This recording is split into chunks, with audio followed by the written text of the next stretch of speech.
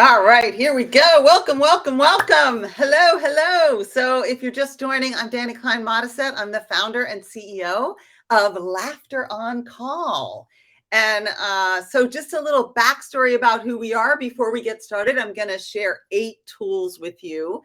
And normally we have a little PowerPoint, but we're not going to have the PowerPoint today. We're just going to have me and Nikki. And we're going to have a fantastic experience, uplifting, laughter-filled, as they say. So much like Lauren, who we heard from at the top, this company, Laughter on Call, was created for my mother, who was diagnosed with Alzheimer's about 8 years ago. And early on, I moved her from New York City to Los Angeles. And she became a little withdrawn and depressed after she realized she wasn't actually just in a fancy hotel. Because I live in a small house here. So I moved her to an establishment called Silverado, which is a community that is very specifically dedicated to memory care.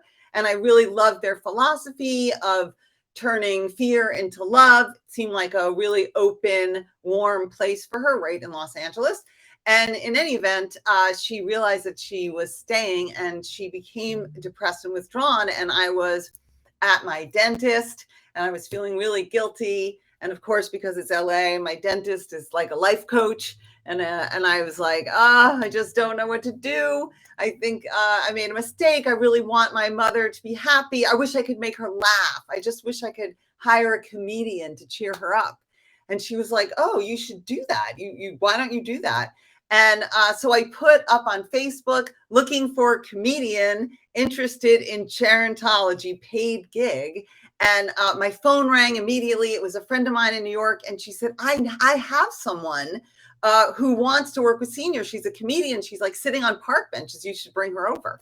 And so I did. I had the woman come and she sat down with my mother and she did instinctively what we now teach and appreciate so much in terms of getting at eye level and really taking my mother in with no distractions and telling the truth, right? So she sat down and she said, I know, you don't want to talk to me. No, you're probably thinking, who is this schmuck just talking to me? And there was something about the word schmuck that was very familiar to my mother, and she had a New York accent. And so she started laughing. And I thought, oh, that's it. That's what I want. I want this. I want that kind of unique shared laughter experience. And so I hired the woman and she came 8 hours a day and worked one-on-one with her, largely during meals, but other activities as well. And having her laugh like that really changed the quality of her end of care and her life. She started eating again and joining with her community and all around just feeling a part of and a sense of belonging in that unique way that shared laughter really delivers.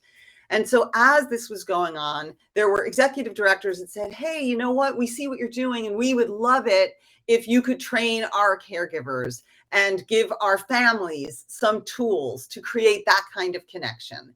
And I had taught stand-up for a long time at UCLA and had written a book about the tools, comedy tools for your marriage. So I understood this concept of taking tools and comedy tools basically out of the clubs and into all your relationships. And so I came up with this acronym, Pilates, and that's what we're going to talk about today. That's what I'm going to share with you today. BHILAYTS, pronounced Pilates. I say it's like Pilates for strengthening your caregiver core. So, and it's interesting because I've taught this around the country and at a lot of conferences. And initially the feedback was, wait, I thought it was going to be stand-up. I thought it was going to be stand-up. And so I changed the name so you understand that it's actually self-care and creating connection. So the first part of any creation of contact comes from being present. Like if you really want to connect with someone, you yourself have to be fully present and cared for in these circumstances because it is the long haul. And it's interesting when you're a comedian, people always say, oh, I could never do that stand up. I could never do that. That's the hardest thing in the world to do.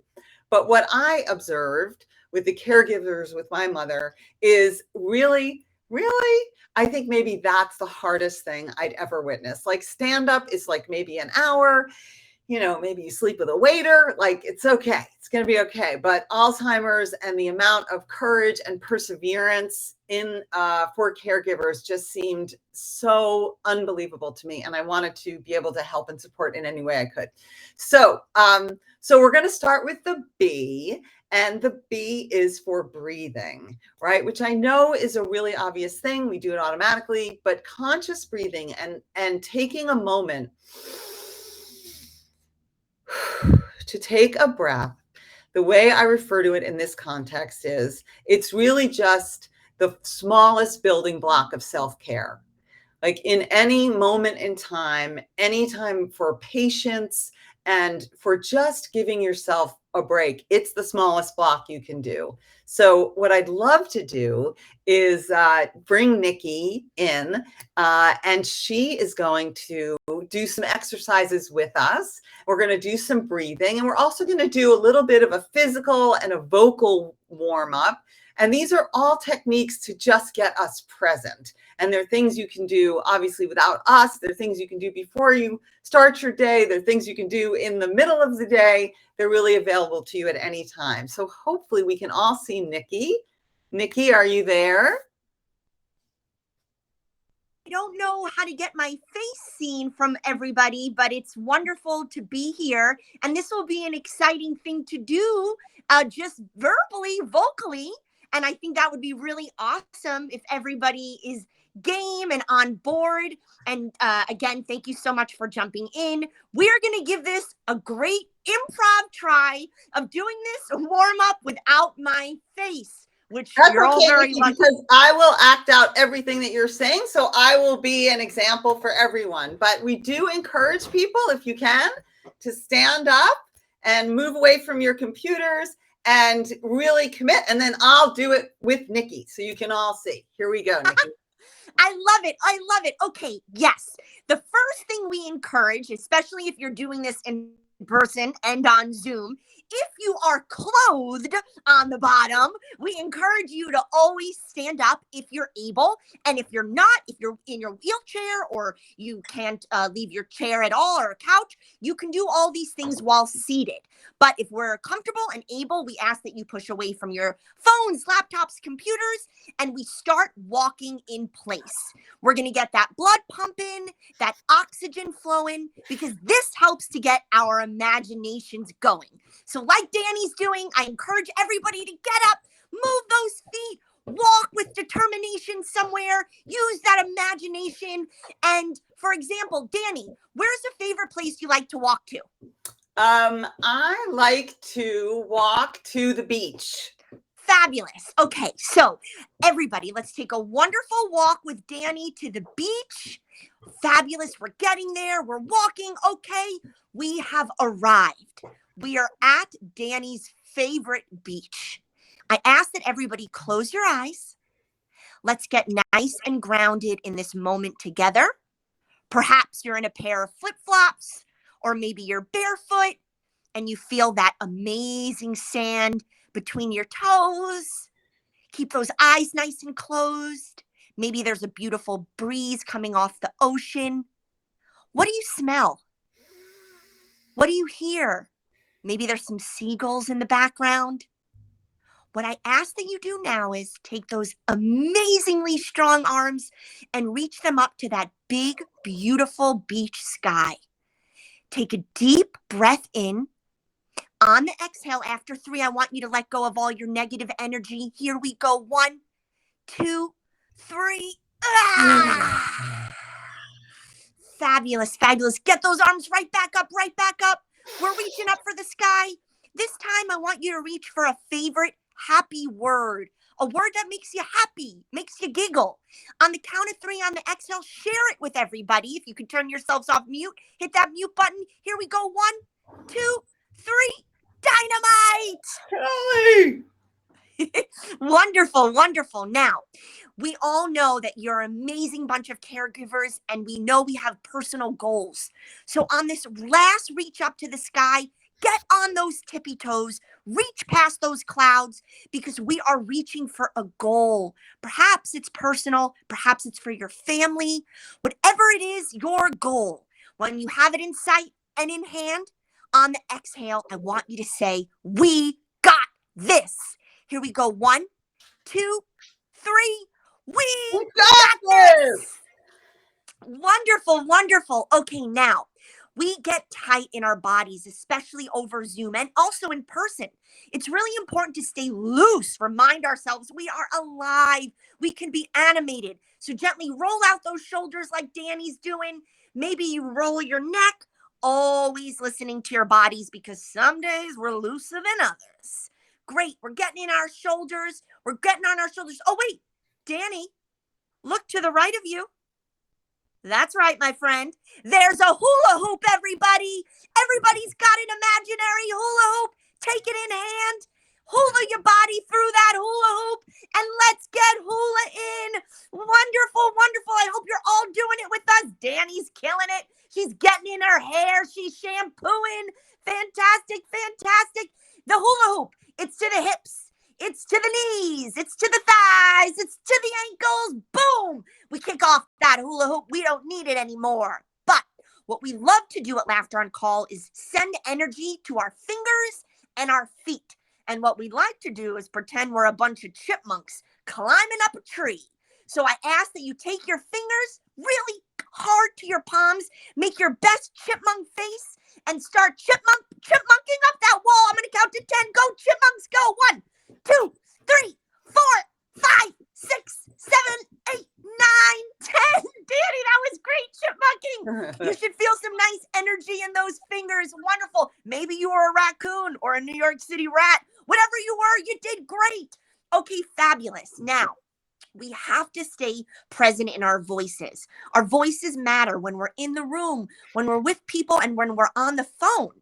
So let's take our warmed up fingers, put them on our bellies. We're going to get in our deepest diaphragm voices. Dani and the team, let me hear you say some ho, ho, ho's. Ho, ho, ho. Wonderful, wonderful. Take those same warmed up fingers. Gently pat out your chest. Let's move up our voices to our chests. Awesome, Dani. Okay, here we're going to imitate those seagulls or those birds we saw on the beach with Dani. Remember those awesome birds? So let me hear you do your best bird voice. Here we go. Caw-caw! Oh, oh, wah, wah, wah, wah. Wonderful, wonderful. Okay, if you're not already seated, please find your way back to your seats. And while doing so, let's gently give our face a massage. Ooh. This is very important to do throughout your day by your sinuses. Don't forget to rub your forehead. We always neglect our forehead and we hold a lot of tension there. Behind the ears where we have a bunch of lymph nodes. This is a great place to relieve some pressure.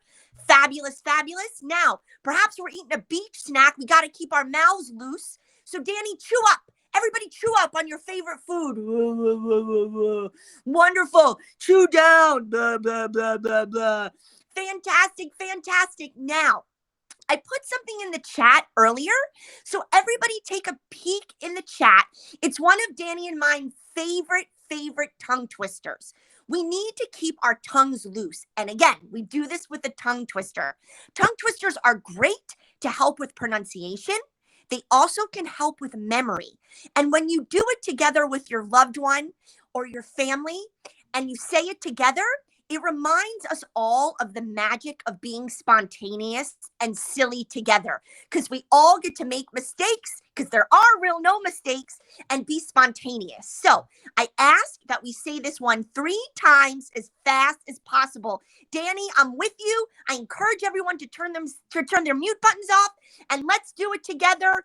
And I'm going to say it once in case you don't see it, and then we'll say it 3 times fast. It is, if practice makes perfect, and perfect needs practice, I'm perfectly practiced and practically perfect, which we all are. Here we go. 1, 2, 3. If practice Perfect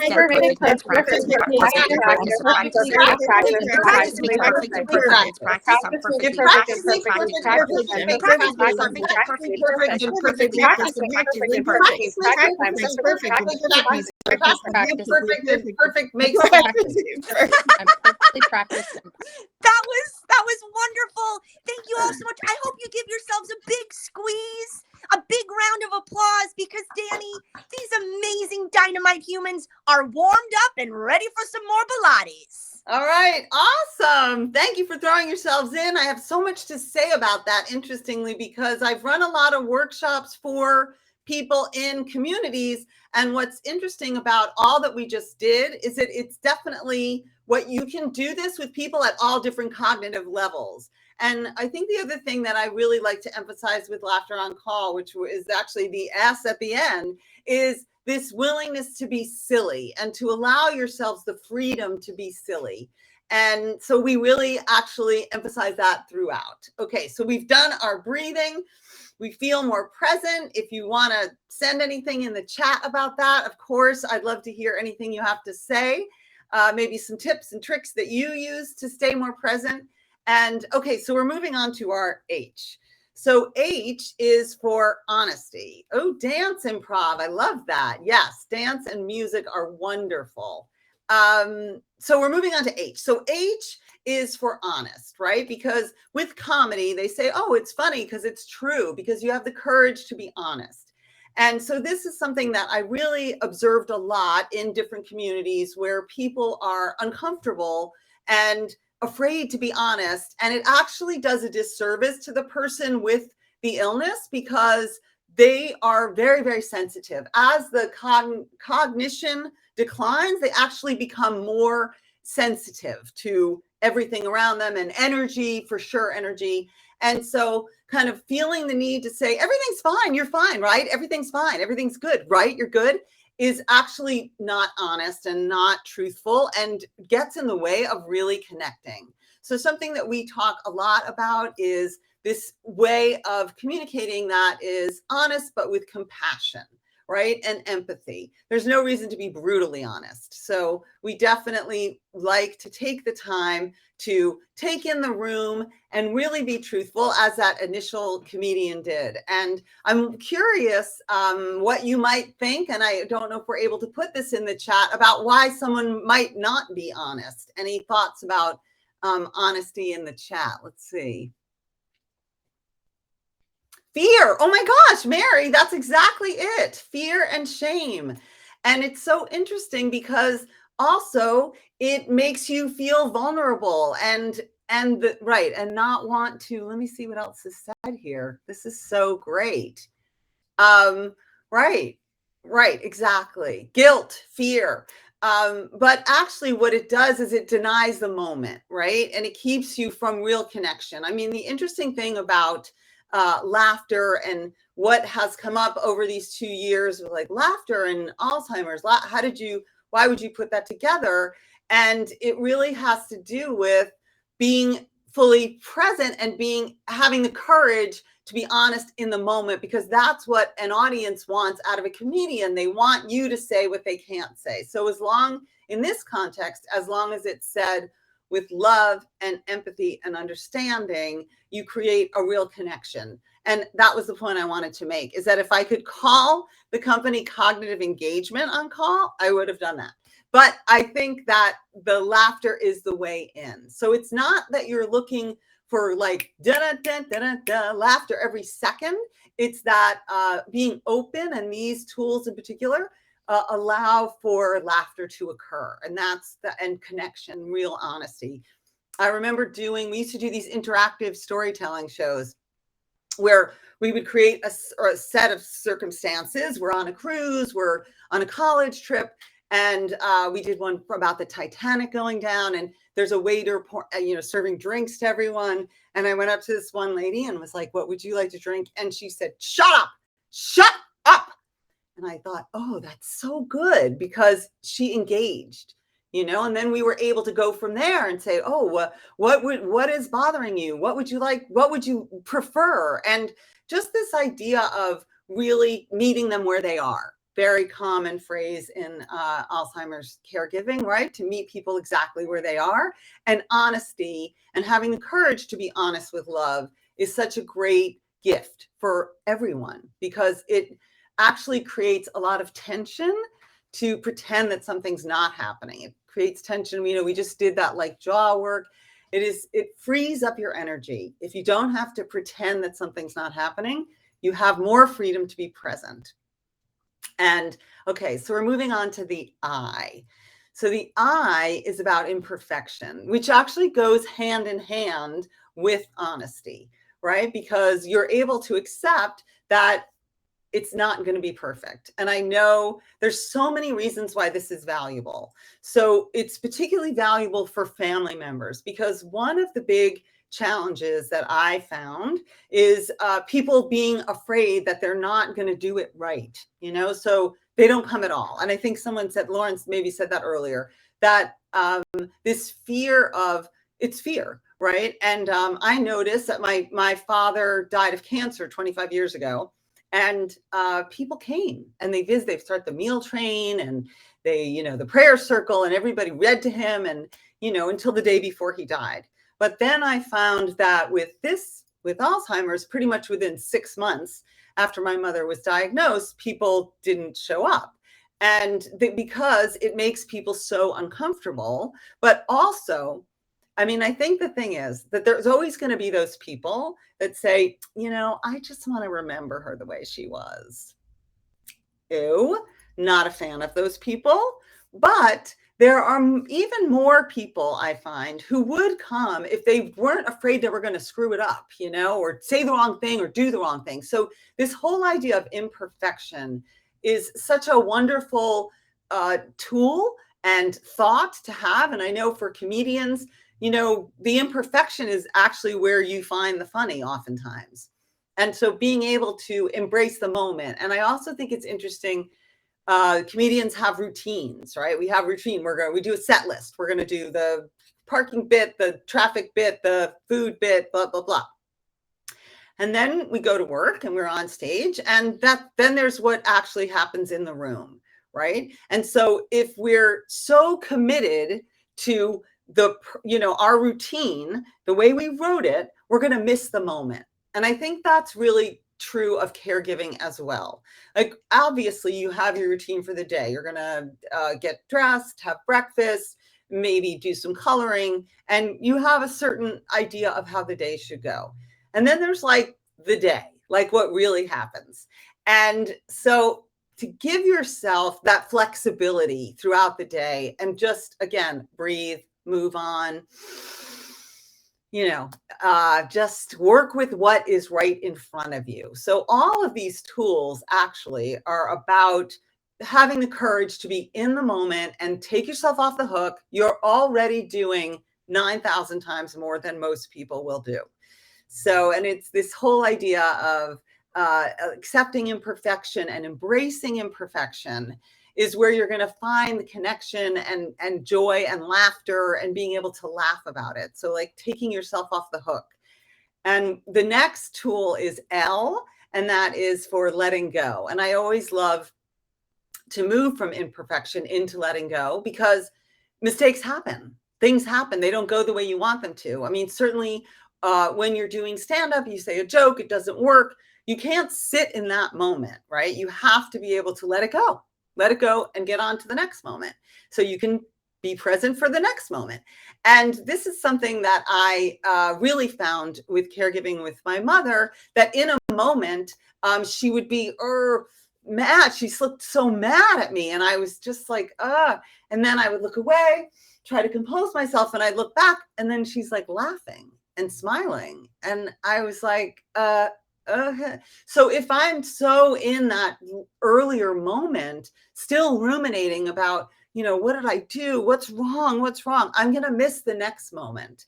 And so I love to talk about, this idea of letting go of the moment before, like just let it go. And you know what I thought was interesting?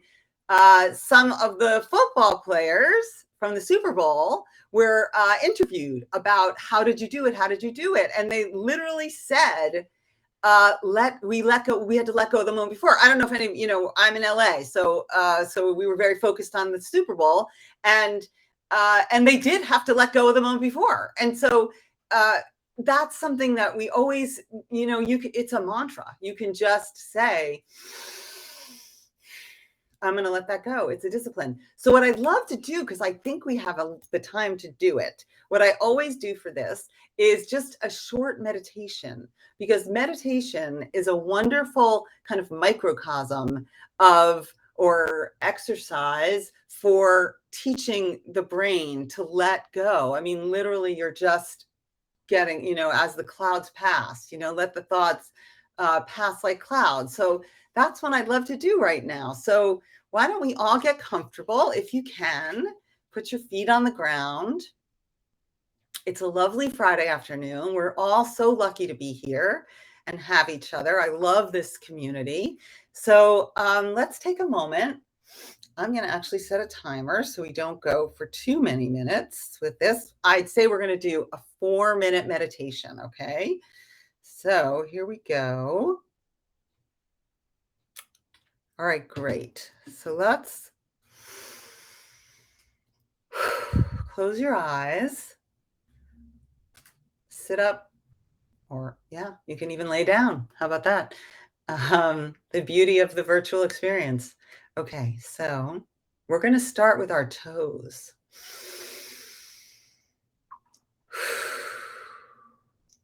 Okay, so we're just going to relax the toes.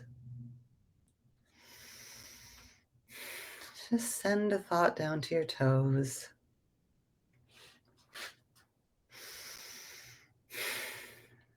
You don't have to do any aggressive breathing. Just let yourself breathe. And we're going to move up the foot. We're going to go to the arches of your foot.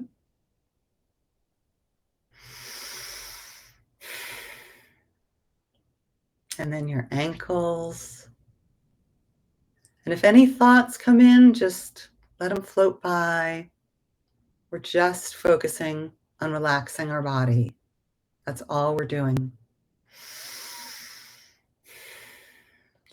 So, how about the calves? Calves get a lot of working out. So let's just relax our calves. Just let the gravity pull you down.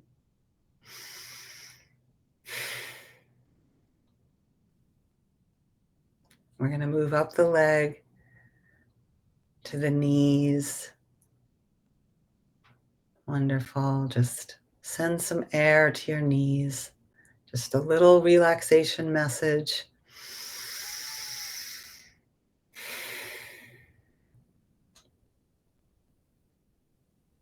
And then we're going to move up the body to the thighs. Just let them drop. Just like a wet noodle.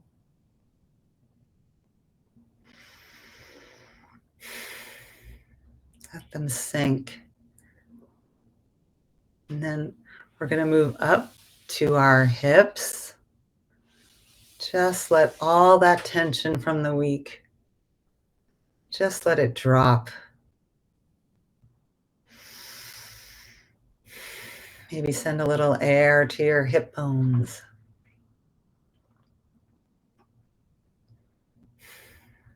And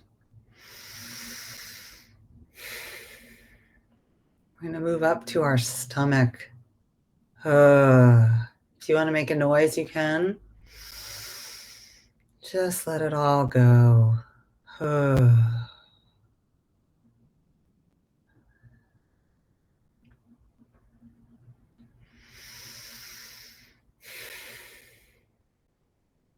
We're going to move up the body to our chest, where our heart is.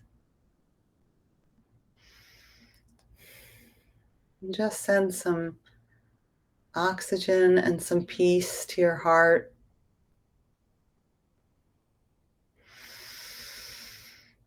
And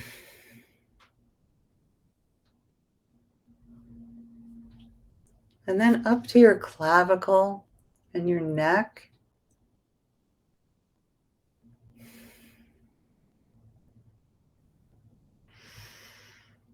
And then let's go to our shoulders and just drop your shoulders. Drop your shoulders and your arms. Let them hang. Just fully surrender to gravity.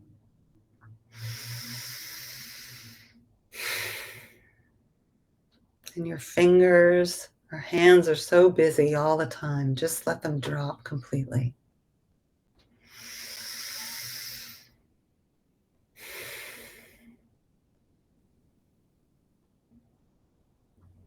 And then let's just go to our mouth and our jaw again.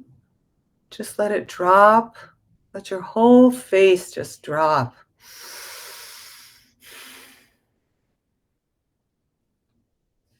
And into your eyes. Just relax your eyelids.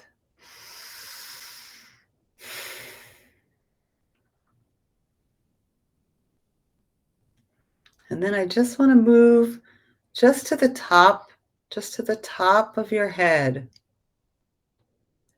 Just like someone cracked an egg at the top of your head. And it's all just calm.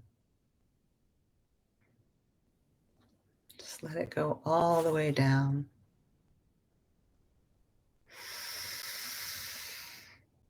And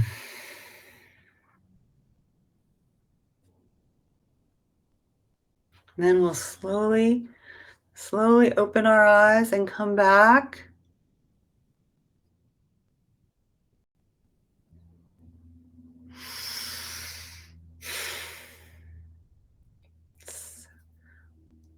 So we're back. I don't know, even I feel calmer and I was talking. I'm not sure I would use the crack the egg imagery again. That might be just an exclusive HFC experience. But I did want that feeling of just something coating you with relaxation.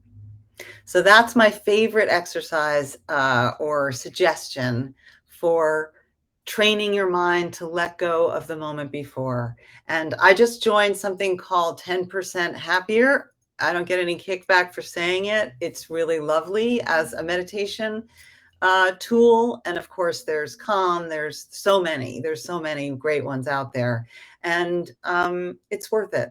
It's worth it. It does work. It does train your mind and your spirit. So thank you for doing that with us today. Okay, so this takes us to appreciation. A for appreciation. This is one of my favorite tools because there's a lot of downtime, especially as the cognitive abilities wane. There's downtime in caregiving. And so it's so wonderful to take the time to use that quiet to appreciate each other and to express appreciation, either for another caregiver or even the person that you're caring for, to be able to say, hey, I love you and I'm grateful for this opportunity together, or whatever. However, I appreciate your beautiful eyes. I appreciate your sweater today. It's just such a wonderful gift, and it's free, and another tool to just keep in the back of your mind in moments of quiet. Now, the most sophisticated use of appreciation is for ourselves. It's very hard to do. It's the one nobody ever wants to do. And it's so important to take the time to do that. So if we have a few minutes and the willingness, I like to have people write a letter to themselves. Dear me, what I love about you is, and then you have to write a little bit. So if you're willing to do that, or if you just want to put it in the chat, it's 1:33. So let's say we'll give this 3 minutes. Dear me, what I love about you is, and just throw it all out there. Just put it all on the page, because you'll have something as a little takeaway from this experience. And it's really great to be reminded in specifics about what you are bringing to this given situation. So if I had cool game show music, I'd play it for you. Do, do, do, dee, dee, dee, dee. That's, I don't know what that is. That's like bad Christmas music. And if anybody wants to put in the chat something that comes to mind.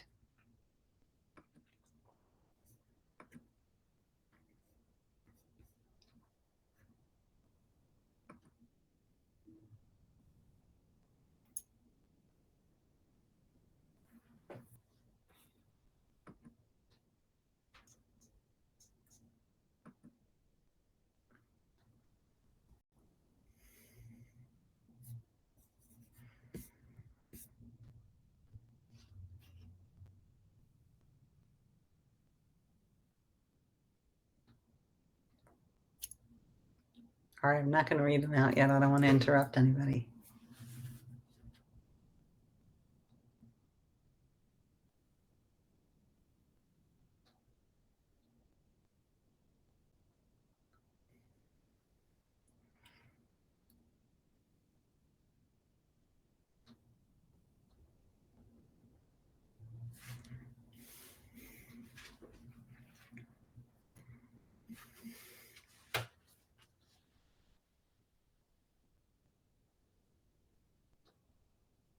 One more minute. Take it. Oh, I love these.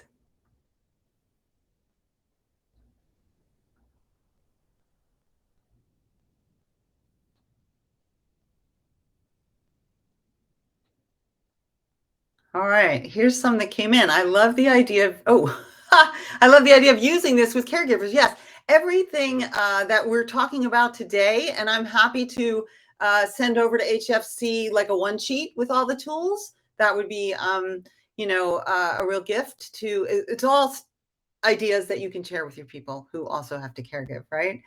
I love the caregiver part of me, the helper in me, the daughter in me, the mother in me, the thankful part of me. These are so wonderful. Dear me, I love how you advocate for seniors and people with dementia. Yeah, that's beautiful. So hopefully you took the time to do that exercise and you have it for yourself. You can hang it on your refrigerator or put it on your bathroom mirror or put it right by your computer if you're Zooming a lot of the day. Excellent. Okay, so what are we up to? Let's see. We did appreciate. Oh, T for timing. So timing, of course, for comedians is essential, right? You have to time your every joke to know to get the laugh. And it's an interesting thing with this kind of care, because what I observed is there's kind of the macro timing and then there's the micro timing, right? So the macro timing would be those big decisions, when to get help, when to take the car keys away, when to tell other people, when to possibly move into an assisted care situation, and just having a consciousness around that will make your actions deliberate rather than oops. We want to try to avoid the I wish I so to really pay attention to timing and just have that as something that's also ruminating as you make your decisions. I mean, I think we all do keep that in mind, but good to also just lean into it a little bit and have it on the checklist. Okay, how are we timing this? And also, in families, that they have a conversation around, because there's conflicting ideas about timing often. I will just share that my sister lived in Boston. I lived in LA. There was a lot of conflict around this. We ended up hiring a mediator. That's, but it was fine. It all worked out. But sometimes, people's ideas of when, where, and how things should be done in a family. They talked about the family system in the panel discussion that I was in previous to this. And, it is a family system that is affected by this disease. So being conscious of everybody's idea of timing will create more peace, in a not peaceful situation. So I do love that idea of timing on the macro level. And then in the micro level, it's the day. It's figuring out, okay, so, as we all know, at the end of day, not good, right? So you don't want to invite people to visit at end of day, because you want a successful visit. So just having consciousness about the timing of the day. When is the best time to get dressed? When is the best time to shower? Never, but you can try. There's opportunities for better moods than when they're exhausted, right? So just having a consciousness about timing is, I think, just a wonderful gift to give yourself to, again, it's peace. And with peace, there's opportunity for laughter, right? Again, as I said, like all of these tools, they're not necessarily joke writing skills, right? They're all ways that set the stage for laughter to occur. That's what we're really going for, is that laughter and connection that can absolutely happen even through the very long course of Alzheimer's. You can find moments of laughter. That's the thing. It's not funny. It's sad. Nobody will ever argue that facing Alzheimer's is sad, but it's not sad every moment. And that's really what I try to focus on, is where are the moments where it's, how can we celebrate those moments that aren't sad and be present for them to have those memories. And I'm just thinking right now, there's a wonderful book called Creative Care by Ann Basting. And Nikki, maybe you want to put that in the chat. And she is a MacArthur Prize winner. She's brilliant. She takes all these theater games and brings them into caregiving. And I love one of the questions, she calls them open-ended questions, and she focuses a lot on use of the imagination. So rather than asking a question that might require someone to use their memory to answer, like what was it like growing up in Brooklyn, and creating perhaps some frustration around that, to be able to shift and ask, hey, if your foot could talk right now, what do you think it would say? And which sounds silly, but it's open. It's not, you don't have to require someone to use their memory. They can just be right in the moment. And something else I was thinking at the top with that warm up that we do, going to the beach, like focusing on the senses for people in cognitive decline is also a real gift. Like, ooh, that's something that we do. We do a lot of interactive improv games, right? And so being able to say, okay, we're at a cabin and it's cold and we're drinking hot chocolate. So, and really, and I know it may seem simplistic, and some people are gonna fight back and be like resistant to it, like the woman who told me to shut up. But they will be engaged and they will have a point of view. And that's also really has value, just having people have a point of view. So Creative Care by Ann Basting. Let's remember that book. Being Mortal by Atul Gawande. Another great book. Okay, so I think we're up to our favorite game. Nikki, are you ready? Okay, our favorite game is Yes and. Yes and. So there's a lot about yes and. I'm sure you could like raise your hand for the people who have heard of the yes and game in caregiving. It is an improv tool. It is the backbone of improv, the spine on which all the pearls hang. And there's been a lot done and written about how valuable it is in caregiving in dementia as well. And that is because, as all of you know, you do not want to argue. You just don't want to argue. You just want to say yes. And it doesn't mean that you're lying. And it doesn't mean that you agree. It's just a way of keeping the peace and then distracting. So yes and that's very different than even saying yes, but. Yes, but is really not helpful. Yes, maybe. That's a little more positive. But really, yes and is the way to go. And when I have like a secret acronym within my acronym. So there's Pilates. And then in this portion, I have another acronym, AER, pronounced AIR, for acknowledge, engage, and redirect. This is fantastic. This takes Yes and to the dementia space and opens things right up. So yes, your son is coming. Yes, your son is coming. And you know what? I have a son and he's going to be leaving school. And you know what? Why don't we go over here and let's see if we make sure that we have everything for the visit.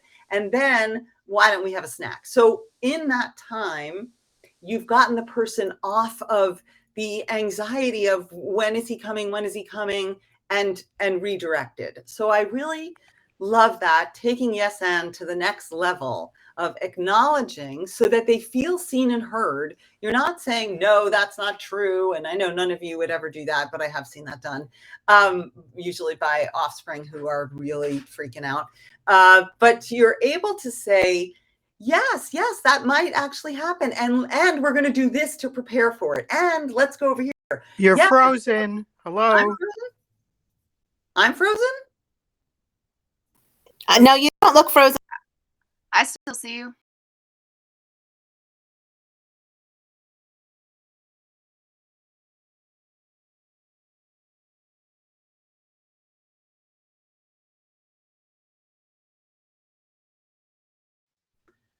Okay. Am I back? Hi, everyone. You're here. Okay, I guess we're wrapping up. Okay, so yes and. So we're not going to play a yes and game, but just know that you can do that. You can do that with your team. If you have a group of caregivers, run them through a yes and game. Say, we're going to create a spa together, and it's going to be a fantastic spa day. Everybody say yes and at the top of your contribution. Okay, so yes and is a game that you can definitely play. Now, before we go, I want to say S is for silly. Woo, we got there.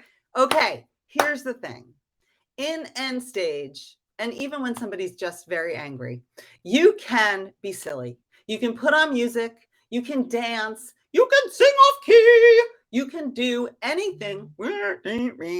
You can use your body and your voice and your spirit to break up the energy.